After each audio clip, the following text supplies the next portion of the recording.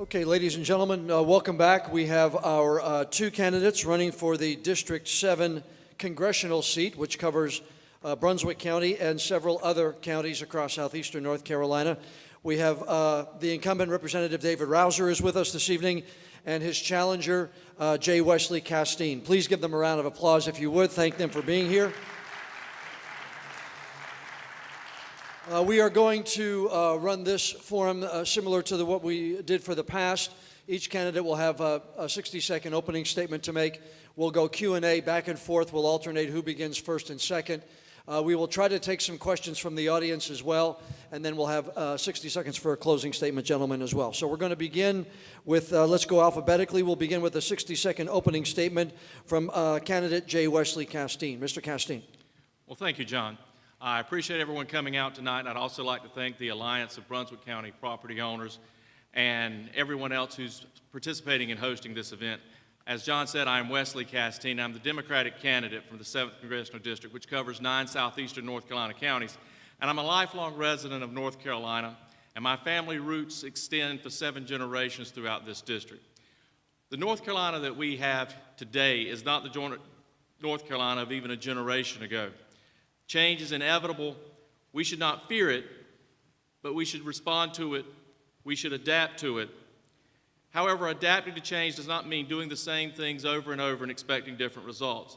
This election cycle, ladies and gentlemen, is unlike anything that most of us have ever experienced. However, I have confidence in America adapting to current challenges. I see an America which is already great and which has the opportunity to be an even better nation. I hope that you get the information tonight that you need to make an informed decision at the polls, and I hope that you'll determine to vote Casteen for Congress. Thank you. Thank you, sir. And next for an opening statement, we will go to Congressman David Rouzer. Mr. Rouzer.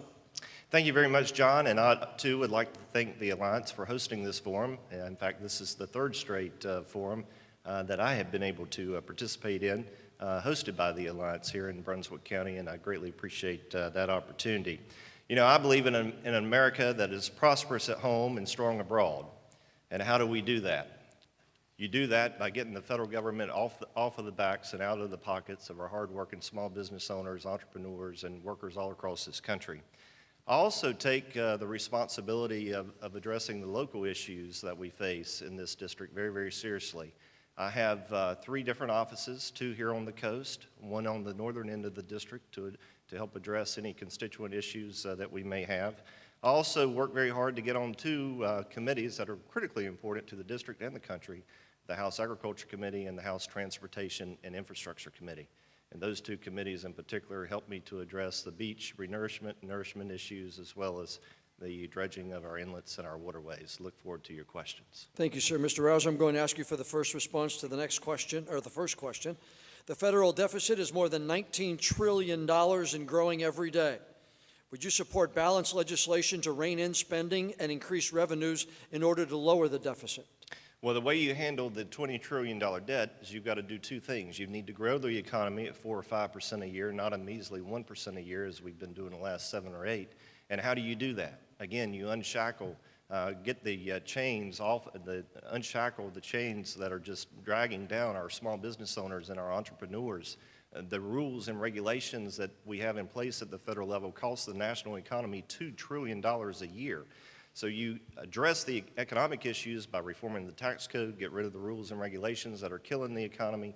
You also need to have health care reform, which we'll get into that later, I'm sure. And on the spending side, you have to address the 70% of the federal budget that no one wants to talk about, and that's entitlement spending. 70% of the federal budget drives 85% of the growth of the debt. And so you've got to do both. You've got to grow the economy at 4 or 5% a year, and you need to make modifications to the entitlement programs long term. Thank you, sir. Mr. Casteen, would you support balanced legislation to rein in spending and increase revenues in order to lower the $19 trillion deficit? I would support the same type of reform that was proposed by the Simpson-Bowles Deficit Reduction Commission, that bipartisan commission which included Senator Alan Simpson of Wyoming and Erskine Bowles, North Carolina native, who was chief of staff under President Bill Clinton and former president of the UNC system.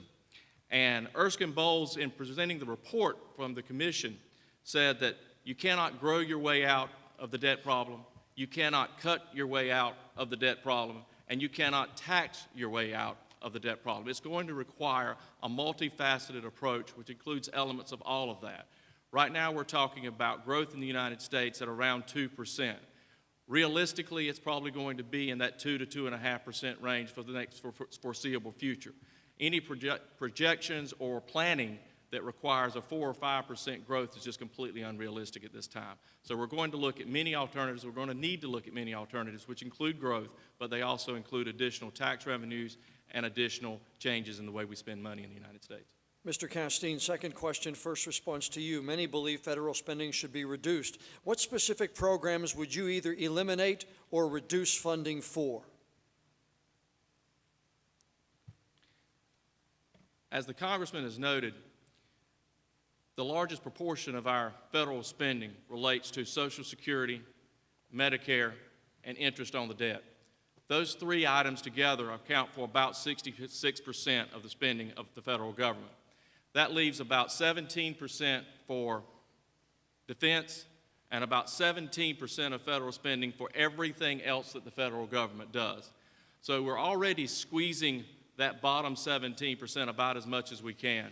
There's a united defense against cutting military spending through many GOP legislators, so it's going to be difficult to make those changes. We also face the prospect of having military personnel around the world today in different actions, so it's going to be difficult to make changes there. So we have to look, again, not only at cutting, but we've got to look at increasing our revenues, which is hard to do. Nobody wants to pay more taxes, but it's not fiscally responsible, it's not conservative, it's not the way to do things when we spend $500 billion more a year than we take in revenue. We've got to close that gap. Thank you, sir. Mr. Rouzer, what specific programs would you support either eliminating or reducing funding for in order to cut federal spending? Well, first of all, I think it's important to note that when you're growing the economy, you're growing tax revenue into the U.S. Treasury. That's a very, very important point. You do not have to increase taxes in order to increase revenue. What you have to do, that's one way to do it, although I wouldn't recommend it. What you have to do is you have to grow the economy. When you're growing the economy, you automatically have more money coming into the Treasury. On the entitlement spending side, which is 70% of the budget, you've got to make some modifications long-term to Social Security, Medicare. In particular, those are two of the largest entitlement programs, and a lot of people get upset when you use the term entitlement. That's because you're entitled to the benefit. I like to clarify that. But for my generation, for example, and those that come after me, I think the age eligibility ought to be adjusted. There's other things that can be done as well to make modifications long-term, and we have about a 3 to 5 year window of opportunity to do that, and if we do it within that 3 to 5 year window of opportunity, basically we can make those modifications without taking any benefit away from anybody who currently is on Social Security or Medicare or about to be on Social Security or Medicare. Well, you're going to have a little bit more time to talk about that because the next question is about Social Security, Congressman. The Congressional Budget Office says Social Security is expected to have to cut benefits by 25% in the 2030s unless the system is modified. So if you'd like to continue talking on, what plans or alternatives will you support to prevent the reduction from occurring? Well, again, what you have to do is you have to look long-term. You have to look at the age eligibility, which, like I said, for my generation and those that come after me, that needs to be increased. That would help address a number of aspects related to the program from a cost standpoint. The other thing is I think we should provide younger generations, my generation and those that come after me, an opportunity to invest in other areas. So take a portion of what would go into Social Security and use it for our own investment purposes. That is how you're going to shore it up long term. Thank you, sir. Mr. Casteen, specifically, what plans or alternatives would you support to prevent a reduction in Social Security benefits that is projected to go down by 25% in the 2030s, sir? As with any expenditure, your options are to increase revenue or decrease the amount that you're sending out in payments. The options, as the Congressman has indicated, is to increase the eligibility age. That's already been done in the 80s under the Reagan administration. Means testing is one option that's been thrown out there such that higher wage earners, higher income earners have decreased Social Security benefits during their retirement years. There's also the option of increasing the wage cap that is subject to Social Security and FICA. Right now, it's a little over $100,000, and increasing that wage cap would allow additional revenues. And we could also look at changing the rates related to Social Security and Medicare. Right now, Social Security pays out at roughly 1-to-1. It's Medicare that pays out at roughly 3-to-1. So in order to correct that deficiency, we need to look at all of those elements for, again, a multifaceted approach to consider what options are, and it'll probably take some compromise and some negotiation to make all those things work. Thank you, sir. Mr. Casteen, your response first to the next question. Federal unfunded mandates have a major impact on state and local governments. So the question, what specific actions would you take to bring these mandates under control in the congressional level?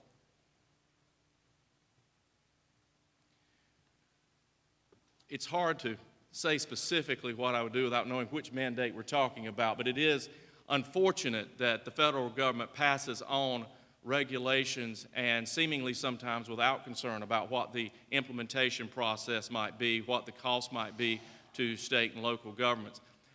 It was one of those mandates that led to North Carolina not accepting the additional Medicaid funding from the federal government, with the concern that the federal funds eventually would dry up and the state would be left with a larger portion of the bill for the additional expansion of Medicaid.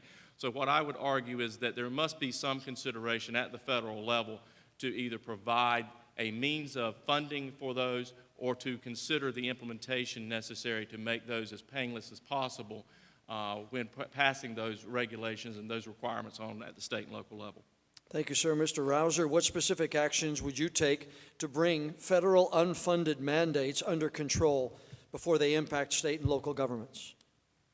Well, certainly rules and regulations are a big problem not only for the private economy, but for our state and local governments.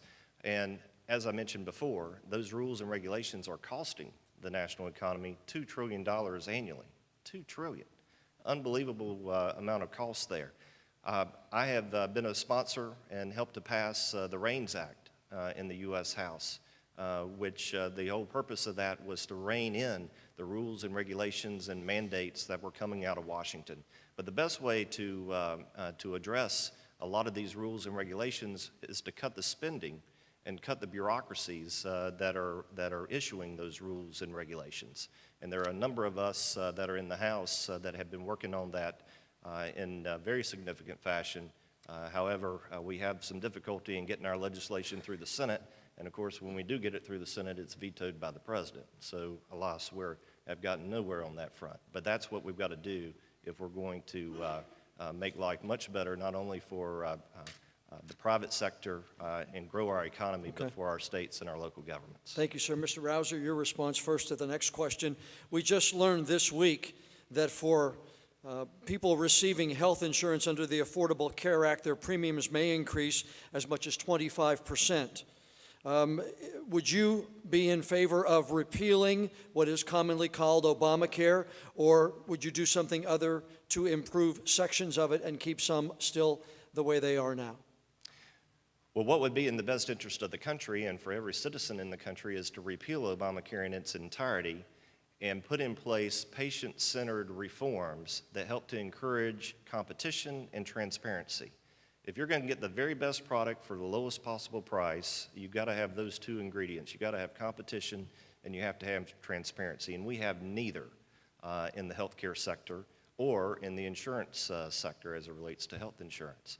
And so what do you do to address that? You allow individuals to purchase health insurance across state lines. You allow realtors, farmers, et cetera, to pool with one another from all around the country to have the purchasing power to get a health insurance product at a much lower price.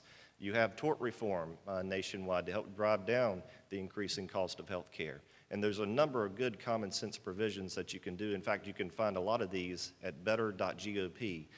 We've worked very hard to lay out an alternative to Obamacare, and again, you can find it at better.gop. Mr. Casteen, do you support repealing Obamacare in the way it is now, or do you think other areas should be improved and other areas kept the way they are right now? I do not support repealing Obamacare. The GOP-controlled Congress has attempted roughly 60 times to repeal Obamacare to no success. Obamacare has been around since 2010. The Affordable Care Act, now 6 years later, is in place. It's much too late to unring that bell at this time. There's been no replacement legislation from the Republican Party, so there's nothing to replace it with. So the idea of repealing it and leaving the folks that have now had insurance coverage for the past several years is just irresponsible. The Better Way plan that Mr. Rouzer referred to is a wish list. It's not legislation. It doesn't allow to be scored or compared to the current ACA. So without having something to compare it to, it's still a matter of having a repeal program with nothing to replace it with. Thank you, sir. Mr. Casteen, your response first to the next question. Should all illegal immigrants be deported from this country? How should we monitor the large number of people who enter this country illegally and overstay their visas? President Reagan in the 1980s allowed amnesty for somewhere around 3.2 million immigrants. We're now roughly 30 years later, and the number of illegal immigrants in the United States has swollen to more than 10 million. That is a result of poor enforcement and lax enforcement of existing laws. We now have a situation where a blind eye has been turned to that illegal immigration issue for 30 years, and we have folks that have spent much of their adult lives, or perhaps children who came as babies or toddlers, who have spent all of the life that they remember here in the United States. The idea of sending particularly those children back to a home they've never known, to speak a language they've never spoken, and to leave the only home they've ever known, which is the United States, again, is completely unreasonable. What we need to do is provide a mechanism whereby those who have come, who are working, who have established lives here, have a means of staying here and earning a living, but I do not support amnesty or citizenship for such persons who have come illegally. Thank you, sir. Mr. Rouzer, should all illegal immigrants be deported from this country? And if not, how should we monitor the large number of people who enter the country and overstay their visas? Well, first of all, we have to secure the border, and we as a country have not done a good job of that for a long, long time. And the other reason why we have an illegal immigration problem is our legal immigration system is a morass of rules, regulations, exceptionally costly, and very, very difficult to navigate. But to secure the border, in some places you need a wall, in other places it's advanced technology, manpower, et cetera. And we need to put every resource that we have in this country focused on securing our border. It's absolutely critically important to our national security. The other thing we need to do is we need to put in place good guest worker programs so that our farmers and others that need labor can get the labor they need when they need it. So it's not showing up 3 or 4 weeks late after the crops have already rotted in the fields. And I think the best way to address all this, number one, you've got to secure the border first, put in place good guest worker programs, and once you have those two issues resolved, we need to have a real strong national conversation about those who are currently here and who are here illegally that are not criminals. The criminals need to be deported immediately. Thank you, sir.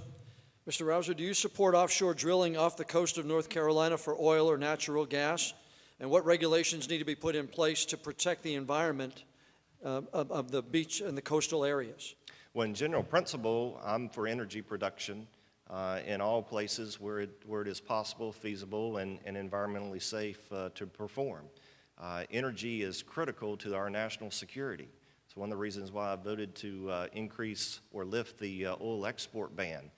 We need all the influence that we can get in the Middle East and other places, and energy independence and our ability to export that oil and natural gas is very, very critical to that. So I believe in exploration in all parts of the country where it's feasible and environmentally safe to perform. I believe that you need to have vigorous rules and regulations in place to ensure that things are done properly. And I also believe that if, in fact, at some point in time, we were to have that opportunity off the coast of North Carolina, a significant portion of those royalties should go to our beach communities to fund beach renourishment and the dredging of our inlets and our waterways. Thank you, sir. Mr. Casteen. Do you support offshore drilling off the coast of North Carolina for oil or natural gas? What regulations need to be put in place to protect the coastal areas? I do not support offshore drilling. My thought process in considering any issue such as that would be, is it necessary? Do we have a need that must be filled? Are there viable alternatives, and particularly as it relates to offshore drilling on the Atlantic coast? Yes, I believe there are viable alternatives elsewhere within our country. Can it be done safely, which is a matter of debate? And what plans can we develop for an accident or a spill, not only in cleanup, but how do we compensate those who might be damaged? Those things are not in place. We have situations such as the Deepwater Horizon spill, which we can all remember from the Gulf Coast. We have the Duke Energy coal ash spill on the Dan River. We have the gas pipeline in the Deep South just a few weeks ago, which led to higher gas prices even here in North Carolina. So we haven't had a demonstration from those who manage such resources to show that they can maintain them and not have the damaging effects on the environment. So until that can be demonstrated, I don't think a risk to the beach communities of North Carolina is something we should consider. Thank you, sir. Mr. Casteen, a little bit of a backdrop for this next question, sir. FEMA classifies community associations as businesses, making these neighborhoods ineligible for federal recovery assistance in the time of disaster. Community association homeowners pay federal taxes to fund emergency services and disaster response, but their communities receive little or no federal support in the wake of a presidentially declared national disaster. So the question here, sir, to you, what actions will you take to ensure that the playing field is leveled in terms of community associations receiving federal assistance in time of disaster? I'm assuming from your question that we're talking primarily about common areas in the associations, which would include things like clubhouses and roads and amenities. And I certainly could see where in a time of natural disaster it would be entirely appropriate should the agencies provide funding mechanisms for residences and homeowners, that those residents who choose to associate themselves and to provide common amenities through their POA or their HOA would also have the ability to have those damages repaired through the same types of programs. I can't see where it would be any different. So I would certainly support changes in the regulation, changes in the way those programs are administered that would allow the POAs or the HOAs to enjoy the same benefits that residences or homeowners would be able to enjoy. Thank you, sir. Mr. Rouzer, what actions will you take to ensure that the playing field is leveled in terms of community associations receiving federal assistance when disaster strikes? Well, I believe the playing field should be leveled. After all, they're paying taxes. They're paying federal taxes. And while we're on this subject, let me add that our hearts and prayers go out to all those victims of Hurricane Matthew. The flooding in the 7th Congressional District is absolutely enormous, devastating. And I have traveled the district. I had 2 roundtables this past week with mayors from all over the district assessing the damage and working to put together a disaster package when we return to Washington November the 14th. And this is a provision that we will certainly try to push and try to get squared away as part of that package. Thank you, sir. Mr. Rouzer, it's widely recognized much of America's infrastructure is in need of repair or replacement, and that's going to cost a lot of money. How should this cost be funded? What role should the federal, state, and even local governments play in funding the obligation? You're absolutely right. Our infrastructure, our roads, bridges, interstates, they were put in place 50, 60 years ago, and they weren't designed to last forever. In fact, Hurricane Matthew has exposed the weaknesses that our infrastructure has, not only roads and bridges, but certainly our beaches, waterways, but also water and sewer, and all the other infrastructure items that we have. And so this is going to be a real point of contention and debate in future Congresses, and it's something that we're talking about on the House Transportation and Infrastructure Committee now, and that is how do we fund the repair and rebuilding of all the roads and bridges all across not just North Carolina, but all across the country. The price tag is going to be enormous, and we're going to have to find a variety of avenues to address that financial price tag, because quite frankly it's far more than what the gas tax provides to the Highway Trust Fund. So that is a major debate that's going to be ongoing, and we're going to have a serious conversation in this country about how to go about funding it. Thank you, sir. Mr. Casteen, how should the cost of repairing America's infrastructure be funded? What role should federal, state, even local governments play in funding it? The American Society of Civil Engineers rates the infrastructure in the United States at a D+. That is an improvement from the D- that it was just a few years ago, but it's still a D+. The amount that's needed to make the necessary changes just to bring it up to acceptable standards is measured in the small trillions. Every time there's a debate or discussion about increasing the gas tax, there's a fight to oppose any increase. So we must ask, do we want the necessary changes? Are we willing to undergo the incremental increases in costs, or do we wait until there's a calamity? Do we wait until there's a crisis and have to deal with the larger frustrations, larger inconveniences, and larger costs? There used to be a commercial, you can pay a little now or you can pay more later. We're missing an opportunity with low interest rates. We're missing an opportunity to deal with this infrastructure problem now versus trying to wait until it manifests itself in a tragedy sometime in the future. Thank you, sir. We have about 10 minutes left in this forum. I'd like to offer anybody in the audience the opportunity to ask a question. We'll have both of the candidates respond to it. If anyone would like to step up, ma'am, if you'd like to step up, please, and ask your question. Anybody else on the other side? We could probably do about 3 or 4 questions. Ma'am, what is your name and what's the question? My name is Marie Ann Young. I'm a child of the Army. My father is deceased after serving 40 years.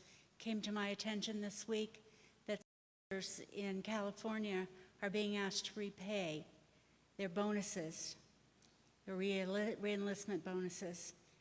I hope when you go back to Congress, you will address this issue. Mr. Rouzer, I'll let you respond first, sir, and then Mr. Casteen.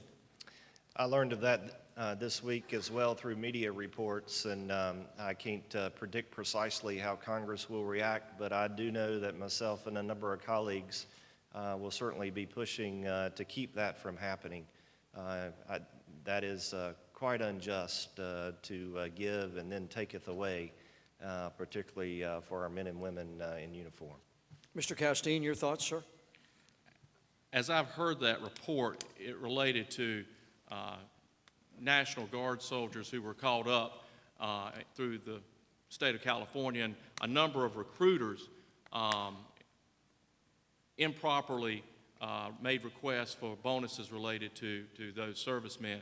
It was the recruiters who have, as I understand, actually pled guilty to fraud under those circumstances. However, the servicemen and women who actually received the bonuses, as I understand it, were unaware that they were not eligible for it.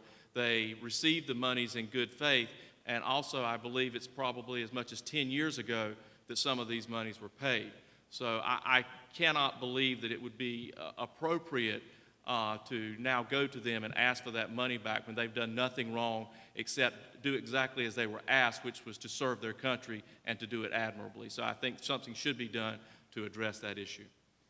Mr. Casteen, I'm going to have you respond first to the next question. Tom, if you would, please. What do you think America could do and should do to alleviate this humanitarian nightmare that's going on in Aleppo? Mr. Casteen, your response, sir. Aleppo, being part of Syria, has suffered over the past, I believe, 4 to 5 years at least from a civil war.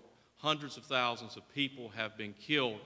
Unfortunately, that civil war is at least partially the result of destabilization that has resulted from a series of administrations, beginning at least with the second Bush administration, and some issues that have continued at least through the current administration. And that destabilization has resulted in a Middle East that is at war with itself. So first, we need to, as a country, consider using our military only as a last resort. We need to consider the exit strategy and what our alternatives are to using military, and we need to plan better and know what the circumstances are where we go into such conflicts. Unfortunately, I believe that our country has gone into such conflicts and have encouraged such actions at times when they really didn't know how to resolve them. Thank you, sir. Mr. Rouzer, your response to the gentleman's question, sir. Every passing day that we do not have a comprehensive strategy to deal with radical Islam, we get more and more behind the eight ball, and it gets more and more difficult to address. I have been to the Syrian refugee camps. It is a significant humanitarian disaster. And unfortunately, when our president drew the red line in the sand in Syria and then did nothing to back it up, all the thugs and tyrants of the world, terrorist organizations, said game on. Russia took great note of that, and since that time, obviously, have expanded their influence into Syria. One thing I have learned about the Middle East is it is exceptionally complex. By the time you think you have the answer to it, you figure out that you really don't have the answer to it. That is a very, very complicated place, but the best thing we could do would be to work with those who are like-minded to help establish a no-fly zone and get as many people to that particular safe zone, safe area as possible. And the other thing we need to do is have a president that puts forth a comprehensive plan to address radical Islam that the rest of the world will fear. Thank you, sir. We're going to have closing statements from both of our congressional candidates of 60 seconds. And we will begin with, we'll go in reverse alphabetical order. Begin with Congressman David Rouzer. Mr. Rouzer, 60 seconds for your closing statement, sir. Again, thank you for the opportunity to come and be with you tonight. As I said at the outset, I believe in a prosperous America at home and a strong America abroad. How do we do that? Well, first, we do that by growing our economy. We grow our economy by getting the rules and regulations removed that are stifling it, by reforming our tax code that is not pro-growth at all. We need a pro-growth tax code we need to implement. And again, a lot of these ideas you can find at better.gop. On the national security side, we need to increase the funding for our military and our intelligence capabilities. Our military has been debilitated by the sequester cuts of the last several years, and that's why I have continually voted to increase funding for our men and women in uniform, and we need to address the crisis that our veterans are facing. That's why I've also voted to increase funding for our veterans so that they can have the benefits that they deserve. But if we're going to have a great, strong, and prosperous America, we've got to get the federal government out of our business and out of our pockets so that we can grow this economy again. And when you do that, you have more revenue coming into the Treasury, and you can address our military needs, our veterans' needs, and then we've got to have a good, strong foreign policy. Okay, thank you, sir. Next for his closing statement this evening, congressional candidate J. Wesley Casteen. Mr. Casteen. The issues which face America today are seldom easy. Final resolutions, if they exist at all, are clouded in 1,000 shades of gray. Our government is tasked today with a difficult job, but it must do that job better. Inefficient and ineffective government has resulted in a national debt approaching $20 trillion, with related interest that could soon exceed $500 billion a year. That is money that cannot go to schools, money that cannot go to roads, or anything else that we expect government to do.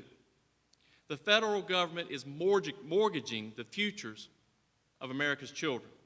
The current system identifies nearly every issue as us versus them, Democrat versus Republican, conservative versus liberal, rich versus poor, urban versus rural. Politics has become more about personality than policy. Many politicians are seemingly more concerned about their job security than they are about the American people. I hope you've taken a careful look tonight. I hope that once you've considered your alternatives, you'll choose Wesley Casteen as your next congressman. Thank you. Ladies and gentlemen, David Rouzer and J. Wesley Casteen, your congressional candidates. Gentlemen, thank you for being here this evening. We appreciate your time.